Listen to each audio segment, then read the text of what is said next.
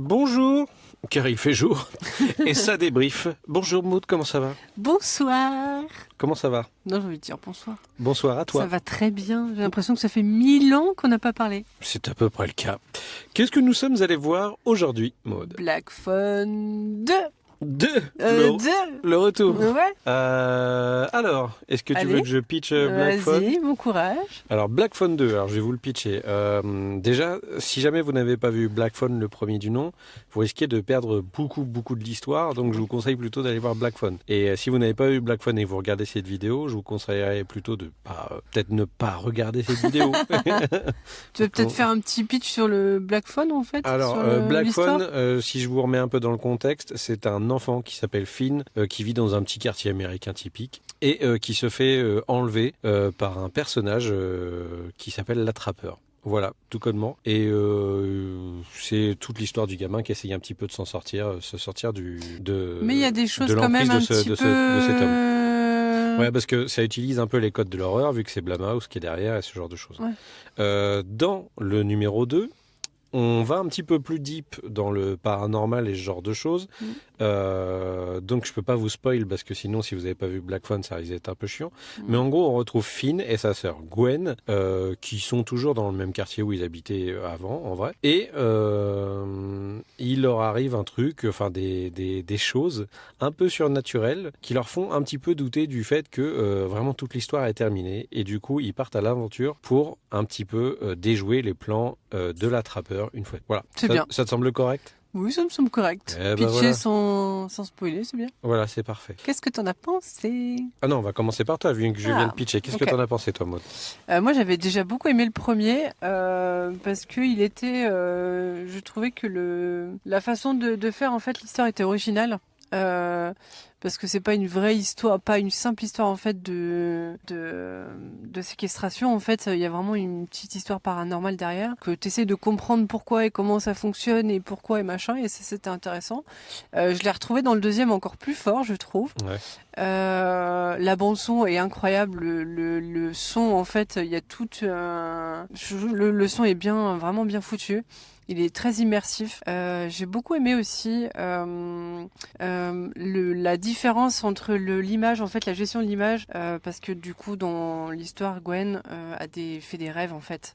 Et quand elle fait des rêves, en fait, ils ont fait une espèce d'image. Un traitement vidéo un peu CRT, vieille. Ouais, c'est ça, un peu VHS, en fait, pour voir vraiment façon que de tu es la filmer différence. années 80, ouais. Ouais, ça se passe dans les années 80.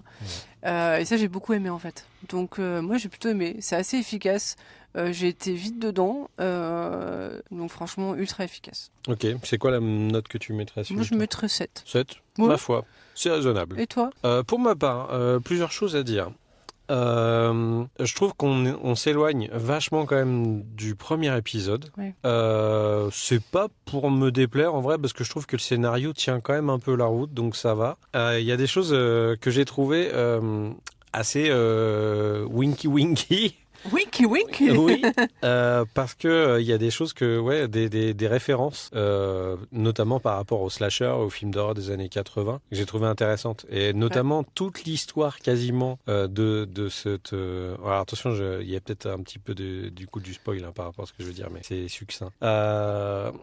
Toute l'histoire du croque-mitaine un peu à la Freddy Krueger. Je trouve que le clin d'œil était bien effectué par rapport à ça, par rapport au film. Aussi l'esthétique, j'ai trouvé ça sympa. Sympa, c'est pas très gentil. Non, il joue bien avec les lumières et ce genre de choses, mais je trouve qu'il y a trop de... C'est très sombre. Ouais, il y a toujours des trucs qui déconnent un petit peu dans ces films-là. Genre, ils ont tous des pièces immenses. Ils sont tout seuls comme par hasard dans des endroits. Enfin, ce genre de choses. Ça t'éloigne un petit peu de la vérité en général, ce genre de truc. Mais en vrai, j'ai trouvé que c'était efficace. Je suis content que Ethan Hawke ait repris son rôle, même si tu le vois pas beaucoup. Hein. Tu le dénotes pas une seule fois dans le film, en fait. Tu te rends pas vraiment compte qu'il est là. Les acteurs sont plutôt cool.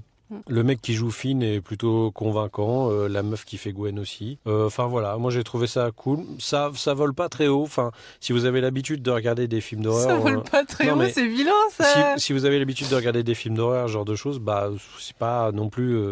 la folie de l'hyper original, voilà. C'est vrai, t'as pas trouvé ça Non, pas vraiment, non. Enfin, j'ai trouvé ça ok, mais Ok.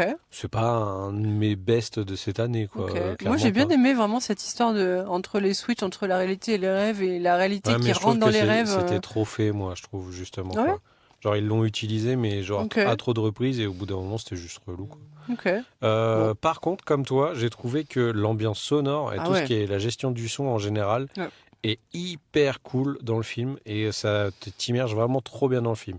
Je pense que le film aurait été vraiment différent, comme tu dis, en fait, si la bande sonore était pas là, Ouais. ou elle était différente. Mais ouais, ça t'immerge, Oui, ça se oui. dit ça t'immerge ouais, vraiment bien. Ouais, ouais. Tout ce qui est les sound effects et tout ça sont hyper bien foutus, donc c'est vraiment trop trop cool. Ouais. Bon, après, c'est un peu la patte des films qui sortent de chez Blumhouse, où la plupart du temps, ils font un travail sur le son qui est vraiment énorme. Ouais. Et comme le disent beaucoup de gens, il vaut mieux avoir un bon son qu'une belle image. Voilà. Exactement. Donc c'était vraiment très très efficace. Et t'as mis combien? Eh ben moi, je lui mettrais 6, je crois. Ok. C'est bien, mais je n'ai pas non plus trouvé que c'était le meilleur truc. T'avais bien aimé le premier? Le premier, même j'avais kiffé. Je crois que j'avais préféré le premier Ok. à celui-ci d'ailleurs. Parce qu'il y avait plus de... Pour moi, c'est plus ancré dans la réalité. Moi, ce qui me fait le plus peur la plupart du temps, c'est des Ouais. trucs qui sont potentiellement réalisables et pas vraiment ce genre Bah là, de pour le choses. coup, quoi. oui. Après, moi, je suis un gros fan des slashers. Hein. Enfin, je veux dire, Ouais. j'ai Jason de tatoué sur mon bras. Hein. Donc, c'est vraiment des trucs impossibles. Le mec qui revient 8000 ans, qui va en enfer et qui revient, ça n'a aucun sens. Mais en vrai, bah... C'est les slashers. Quoi. Voilà, c'est un comme ça. slasher. Et c'est pas mauvais en soi. C'est juste que, Ouais. bon, bah, je Un connais. slasher à la sauce moderne. Quoi. Voilà, voilà. Donc voilà, si vous aimez ce genre de film, allez voir Black Phone 2. Ouais. Et d'ailleurs, si vous avez vu le premier, je pense que vous passerez un bon moment. Exactement. On se retrouve la prochaine fois pour un nouveau Ça débrief. On vous embrasse très fort. À ciao ciao. Allô? Oui, c'est le monstre. Il va faire du mal de tes fesses.